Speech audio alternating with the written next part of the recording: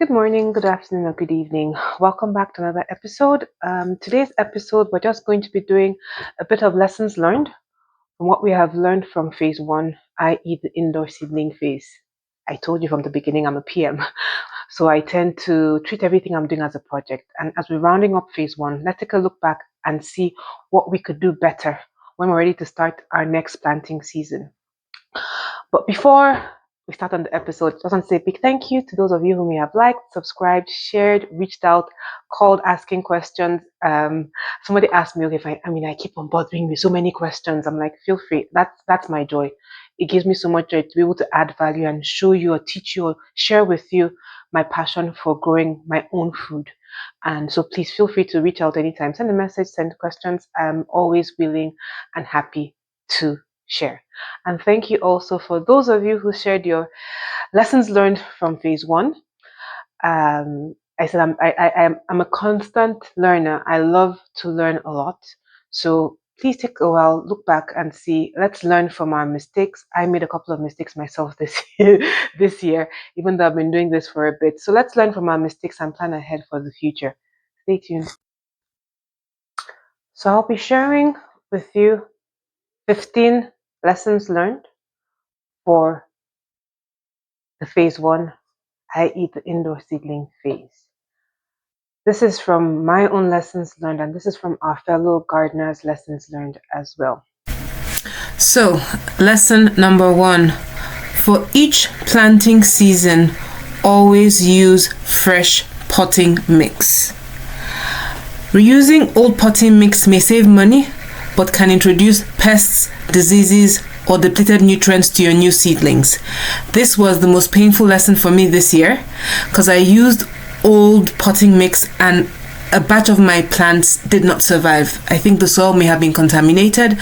So when you're starting new seedlings, always use new potting mix. Do not recycle or reuse. Lesson number 2.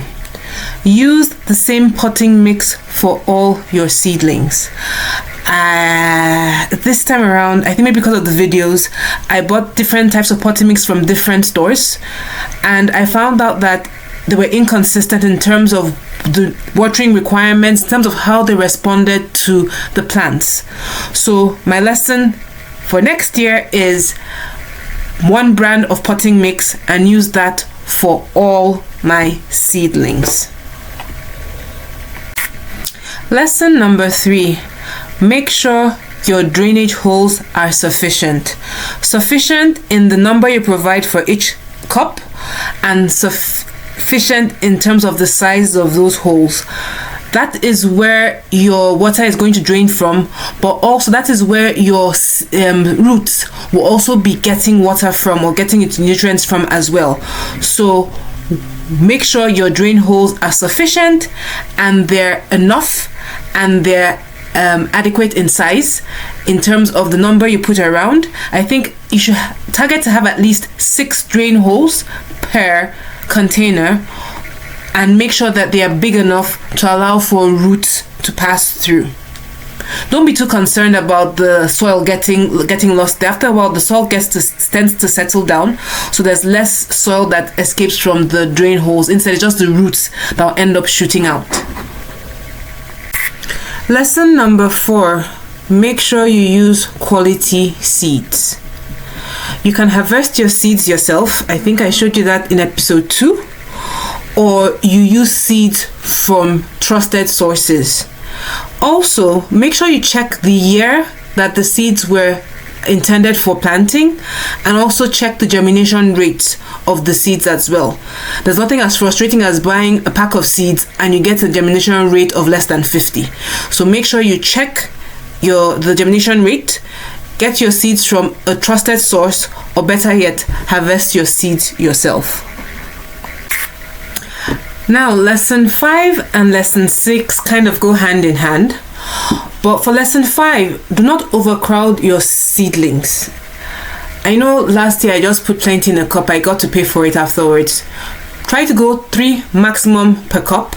Alternatively, use the paper towel method to germinate your seeds so you know exactly how many seedlings you have.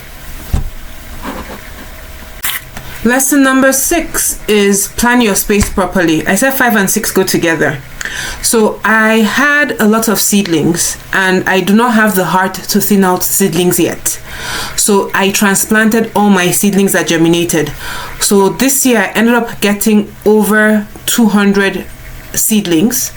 I used up my daughter's room, used up my office, used up my sister's space in her house as well. So the idea is manage your space, manage your seedlings, and think about how many will germinate and where are you moving them to when they need to get transplanted into more space. So that's what I mean by plan your space properly, and also check or confirm how many seedlings you intend to have. Lesson number 7. Do not transplant your seedlings too early.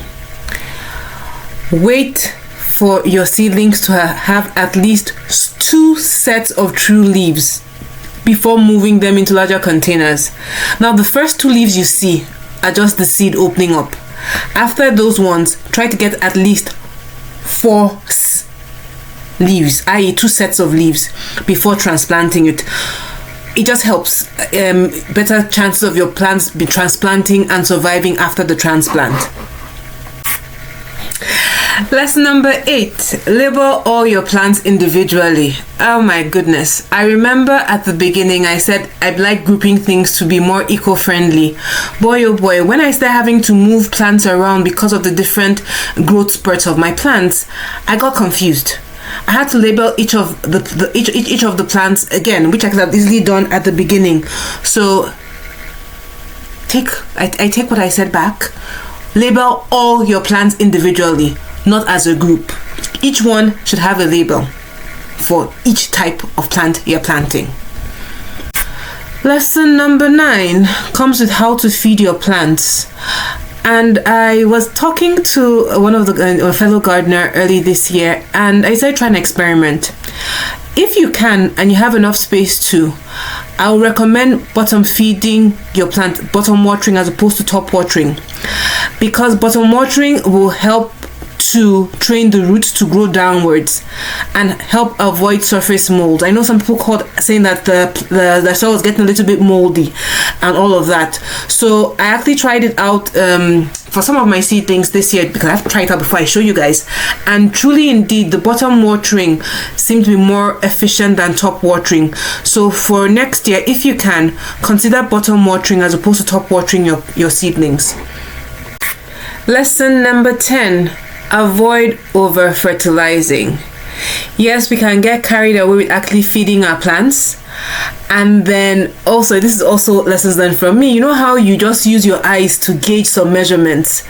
So I think for one of my plants, as one of my batches of fertilizing, I used my eyes to gauge, and I think I put a little bit too much of the fish fertilizer into my plants. And even though it was watered down, some of my plants still got fertilizer burn. So avoid over fertilizing by 1, making sure you use the correct measurement. You carry that teaspoon and measure. Don't use your eye to gauge it. Don't be like me. And then secondly, I also noticed that some of my plants responded differently to fertilizer, different species. You know, this year I tried a wider variety of types of tomatoes, and I noticed that some of them responded to the fertilizer better than others. So do not over fertilize. At the same time, start small and watch your plants to see how they're doing and how they're reacting to the fertilizer. Lesson 11. Ventilation matters.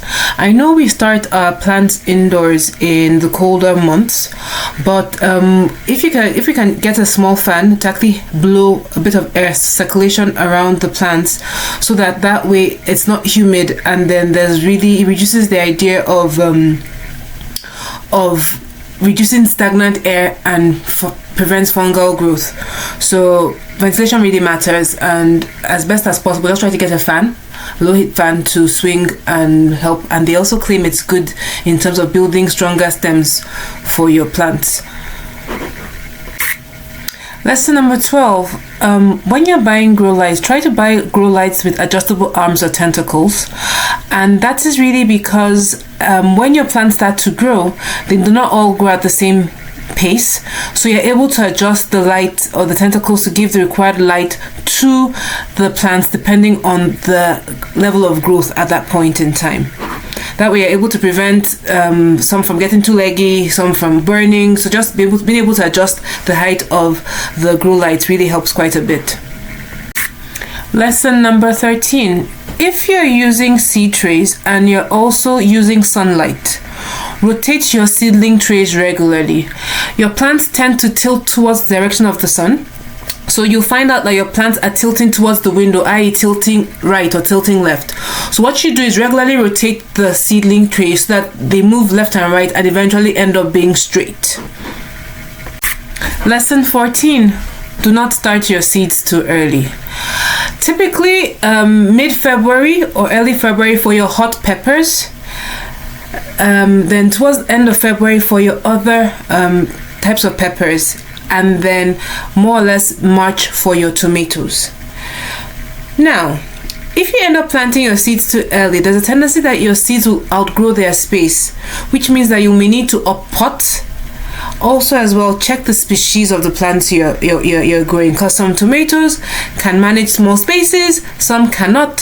Some peppers will outgrow their spaces. So just check your instructions, but always don't plant too early so that you don't get too big plants indoors whereby you don't have enough space to contain them, or you need to up-pot more than once during the early stage of the plant. And lesson 15, which is the most important, patience is key. Some seeds, especially peppers, take a long time to grow or to germinate. So don't give up. Just be patient. Some will take a lot longer to germinate than others. That's fine. Just be patient. Provided you give your plant the required care it needs, it will grow. So I think that's the most important thing.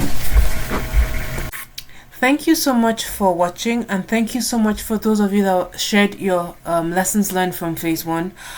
Don't forget to like, share, and subscribe. Thank you so much, and do have yourself a wonderful day.